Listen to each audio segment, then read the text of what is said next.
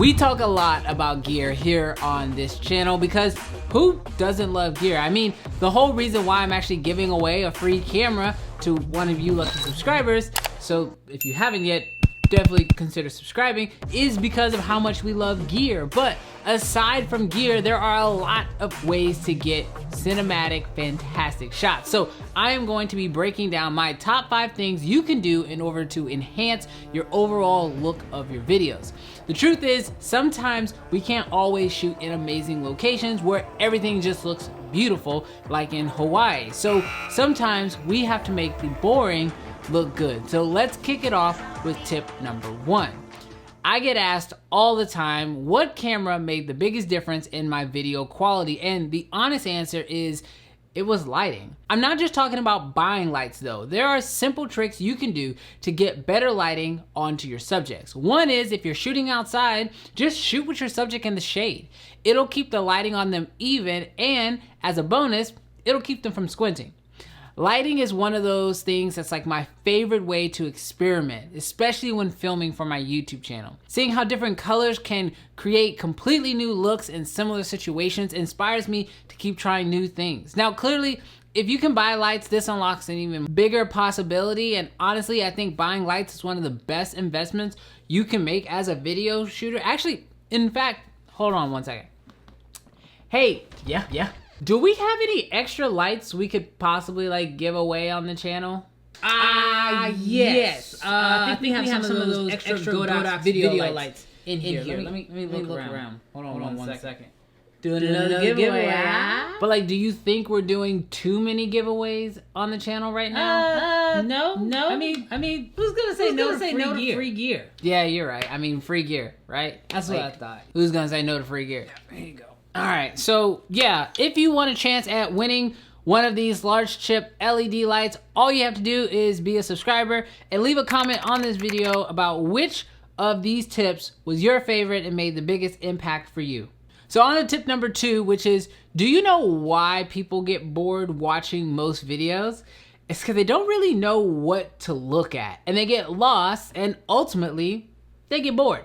Framing is a tool as a filmmaker, or photographer really, that you can use in order to tell your audience what to care about in each shot.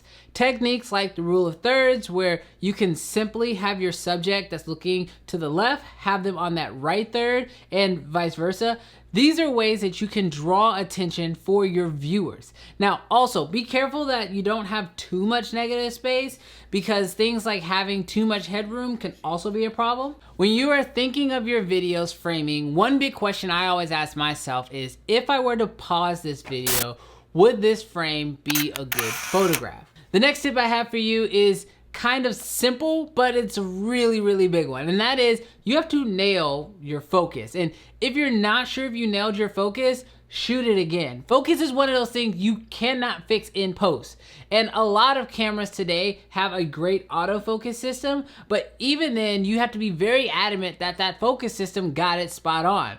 Just like with the framing tip, focus allows you to control what your audience can see. And as a videographer, the last thing you want to do is distract your audience with mistakes. So by doing your due diligence, make sure that there is nothing that grabs the attention and reminds their viewer that they're actually watching a video. If you've done your job properly, they'll never realize what you've done, which means you did it right.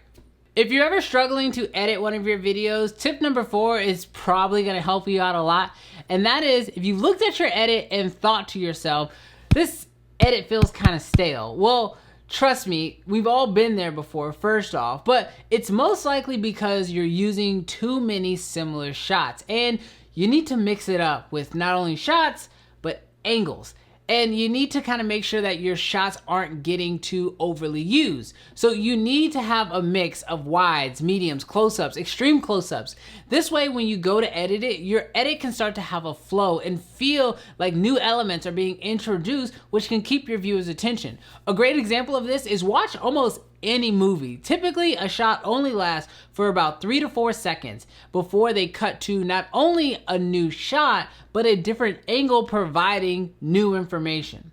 And the final tip is stop sabotaging yourself and your camera. See, your camera is one of those type of tools that you have to use properly. And in order to get a better image, you can do certain tips. So for example, a lot of cameras have native ISOs, and if you shoot with your camera in that native ISO, not only are you going to get a cleaner image, but typically you also get more dynamic range.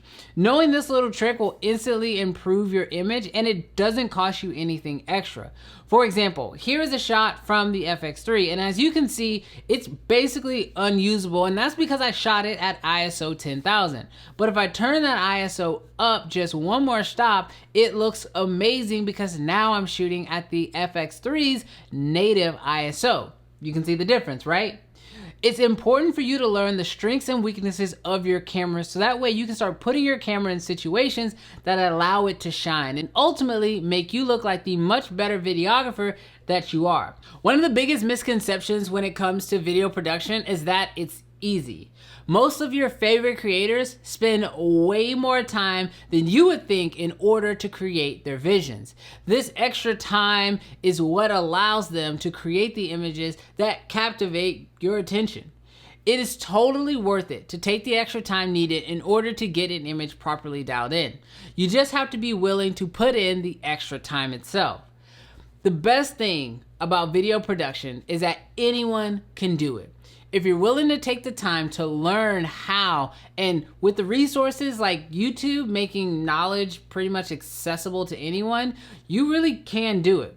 This is my whole mission of being here on YouTube, is to help make someone else's journey easier than mine was. If you haven't yet, consider subscribing. Also, join me on Friday where I'll actually be doing a live stream where I'll actually teach you guys in person, and you can even join the live stream and ask me questions live in front of everyone.